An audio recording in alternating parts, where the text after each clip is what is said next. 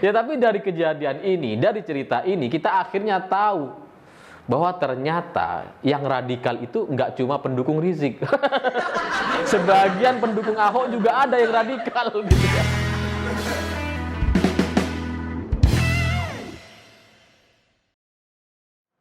Selamat malam para mantan, selamat malam untuk semua mantan-mantan kalian yang selalu meyakini bahwa apapun permasalahan hidup yang kita hadapi hari ini, semuanya adalah bagian dari doa-doa para mantan yang dikabulkan oleh Tuhan.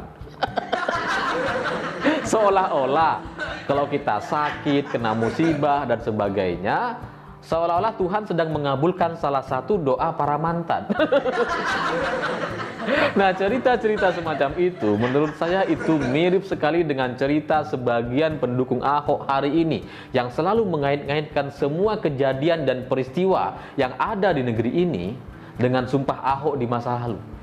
Maka ketika beberapa hari yang lalu Haji Lulung meninggal dunia yang selama ini dikenal kontra dengan Ahok, lalu kemudian sebagian orang menganggap bahwa meninggalnya Haji Lulung adalah bagian dari terkabulnya sumpah atau doa Ahok tahun 2017 lalu. Bagi saya itu lucu gitu, karena nggak masuk akal. Karena yang namanya kematian itu adalah takdir kita semua, adalah takdir untuk semua makhluk hidup yang ada di dunia. Dan yang namanya kematian itu tidak pernah memalukan, nggak pernah gitu. Karena semua orang juga meninggal gitu. Dari mulai nabi, ulama, imam, orang biasa, semua juga meninggal dunia gitu. Jadi bagaimana mungkin sebuah peristiwa meninggalnya seseorang kemudian dikait-kaitkan dengan sumpah atau doa orang di masa lalu yang kemudian meminta agar orang-orang yang kontra terhadap Ahok itu dipermalukan. Ya mustahil gitu, gak masuk akal gitu. Ya emang sih sebagian orang yang kontra terhadap Ahok itu udah banyak yang meninggal, misalkan Haji Lulung, kemudian Tengku Zulkarnain, Maheratul Alibi, lalu Ustadz Arifin Ilham gitu ya, dan mungkin juga ada yang lain-lain. Tapi kan sebenarnya orang-orang ini ya emang udah waktunya, emang udah tua, emang udah takdirnya segitu, emang udah jatah usianya ya cuma segitu gitu. Dan emang selain itu Haji Lulung juga udah sakit jantung sejak dulu. Jadi bagaimana mungkin orang-orang yang meninggal dunia dianggap terkena azab atau terkena doa Ahok? Gak masuk akal gitu. Ya tapi dari kejadian ini, dari cerita ini kita akhirnya tahu bahwa ternyata yang radikal itu nggak cuma pendukung Rizik. Sebagian pendukung Ahok juga ada yang radikal gitu ya. Saya katakan sebagian karena saya juga pendukung Ahok, tapi saya nggak berpikir seperti itu gitu ya. Tapi emang sih kalau dibanding-bandingkan emang lebih parah yang 212 gitu. Karena bahkan Gunung Semeru yang meletus dan erupsi kemarin itu kemudian dikait-kaitkan dengan sikap orang-orang masyarakat Lumajang kepada seorang Habib. Muncullah cerita-cerita fiksi dan fitnahnya gitu ya. Seolah-olah ada orang Habib yang kemudian diusir oleh seorang warga, maka meletuslah Semeru.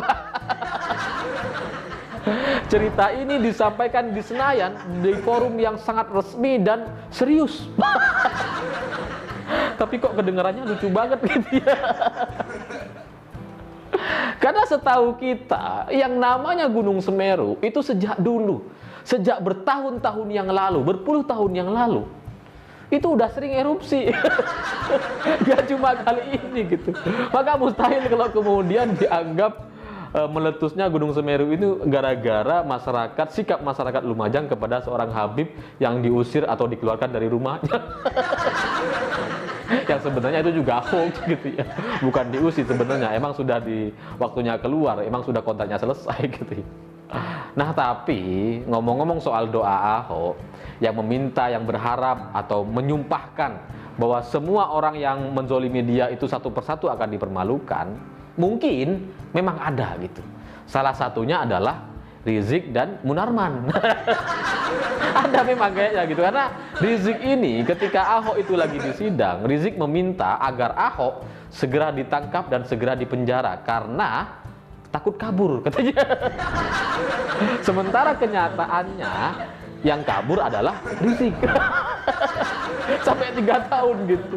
Dan Rizik yang seolah-olah terlihat pemberani, berani berjihad, pantang menyerah dan sebagainya gitu ya, terkena kasus chat mesum dengan Firza, langsung kabur ke Arab Saudi sampai 3 tahun lamanya. Bagi kita itu ya memalukan sekali gitu. Bagaimana mungkin orang yang petantang petenteng tiap hari seolah-olah paling berani di negeri ini takut sama chat mesum.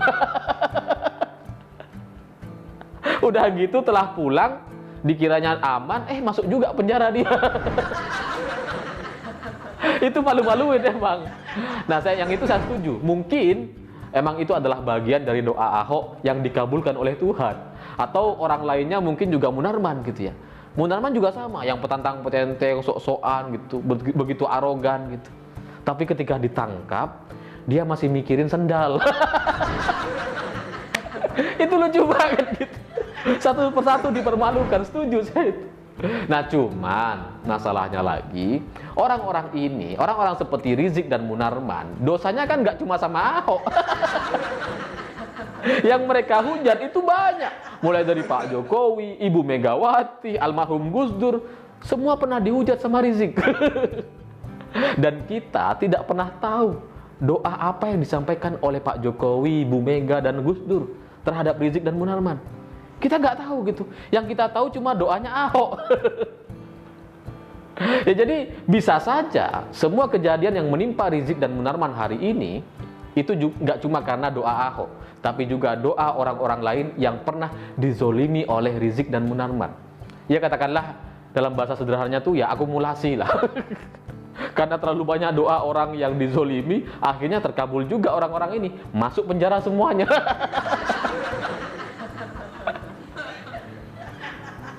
Ya, tapi dari kejadian ini gitu ya, ada satu pertanyaan sebagian orang gitu yang kemudian cukup mengganggu saya dan menggelitik sekali gitu, karena pertanyaan ini serius tapi lucu. Ada orang bertanya, apakah doa Ahok benar-benar akan dikabulkan oleh Tuhan? Apakah doa Ahok kepada Rizik dan Munarman gitu ya, kepada orang-orang yang menzolimi dia, apakah benar-benar akan dikabulkan dengan cara memenjarakan dua orang ini? Padahal Ahok itu kan nggak beriman kepada Allah Subhanahu wa Ta'ala. Sementara yang kita yakini sebagai Muslim, kita meyakini bahwa Allah itu satu-satunya Tuhan di dunia ini, di bumi ini. Sementara Ahok nggak mengimani itu, nggak beriman kepada itu. Jadi bisa nggak doanya dikabulkan? Ini menarik nih. Saya sudah cari tahu referensi selama beberapa hari gitu ya. Dan dalam kesimpulan saya, memang ada sebagian ulama yang mengatakan bahwa doa-doa orang yang non-muslim atau kafir gitu ya, itu sia-sia dan tidak akan didengarkan dan tidak akan dikabulkan. Bahwa kemudian di kehidupan nyata sebagian orang kafir berdoa gitu, dan kemudian dia mendapatkan sesuatu sesuai dengan doanya, misalkan berdoa semoga dapat uang 2 miliar gitu ya, lalu kemudian benar-benar dia dapat 2 miliar. Itu bukan jawaban dari doa-doanya, tapi emang itu jatah dari Tuhan kepadanya. Bukan karena dia berdoa gitu, karena dia doa atau enggak akan dikasih. Sebagian ulama berpendapat seperti itu. Lalu kemudian sebagian yang lain beranggapan bahwa Tuhan itu Maha Esa, Maha Kuasa, segala-galanya, dan bisa menjawab semua doa-doa yang disampaikan, termasuk jangankan kepada orang yang non-muslim gitu ya, termasuk hewan dan tumbuhan juga gitu. Juga dikabulkan dan diberikan nikmat semuanya. Nah, tapi ada salah satu hadis yang menurut saya ini menarik gitu, karena dalam sebuah hadis pernah disampaikan bahwa ada 3 doa orang-orang yang tidak ada batasannya dan ini langsung sampai kepada Tuhan yang Maha Kuasa atau Allah Subhanahu wa Ta'ala. Yang pertama adalah doa orang yang dizolimi. Lalu kemudian yang kedua adalah doa orang-orang yang sedang dalam perjalanan atau musafir gitu ya. Dan ketiga adalah doa orang tua kepada anak-anaknya. Jadi kalau kita sudah punya anak gitu sebagai orang tua, ya kita doakanlah agar anak-anak kita ini sukses luar biasa sesuai dengan keinginannya dan begitu maksimal kehidupannya gitu. Lalu kalau kita juga dalam perjalanan, ya mari kita perbanyak berdoa gitu. Ya mungkin dengan gitu Tuhan akan mendengarkan dan segera mengabulkan doa-doa kita. Nah, yang pertama ini yang soal terzolimi gitu. Karena di hadis yang lain, ini kan Ahok kan dizolimi emang gitu ya, tapi dia non muslim. Nah, gimana nih hukumnya? Nah, di hadis yang lain itu ada juga disebutkan, berhati-hatilah kalian kepada doa orang yang dizolimi, sekalipun orang yang kalian zolimi itu adalah orang kafir, orang non-muslim. Jadi dalam kesimpulan saya, setelah saya baca banyak referensi ini, saya meyakini bahwa doa Ahok yang katakanlah kafir, yang non-muslim dan sebagainya itu tetap aja akan dikabulkan selama memang dia benar-benar dizolimi oleh orang-orang ini gitu. Jadi saya semakin yakin bahwa Rizik, Munarman, dan sebagian orang-orang yang sedang dipermalukan hari ini, ya mungkin mereka memang sedang mendapatkan doa Ahok.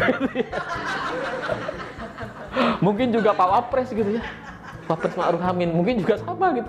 Karena kan banyak orang yang mengkritik Wapres itu kayak gak ngapa-ngapain gitu ya. Banyak dikritik seperti itu gitu. Ya itu juga malu-maluin gitu. Wapres kok gak ngapa-ngapain gitu. Itu menurut orang, bukan menurut saya hanya menyampaikan. Takut saya kok sama Pak Wapres gitu. Nah, di logika yang lain, mungkin juga sampai di sini banyak orang yang juga bertanya gitu. Bagaimana mungkin Tuhan mau mengasihi atau orang-orang yang tidak beriman kepadanya? Bagaimana mungkin Tuhan mau menjawab doa orang yang tidak meyakininya gitu ya? Saya ada cerita yang mungkin cukup mirip gitu, tapi memang nggak sama. Seperti misalkan Presiden Jokowi. Saya tidak sedang membanding-bandingkan atau menyamakan Tuhan dengan Jokowi, enggak gitu. Tapi ini cerita saja. Misalkan Presiden Jokowi.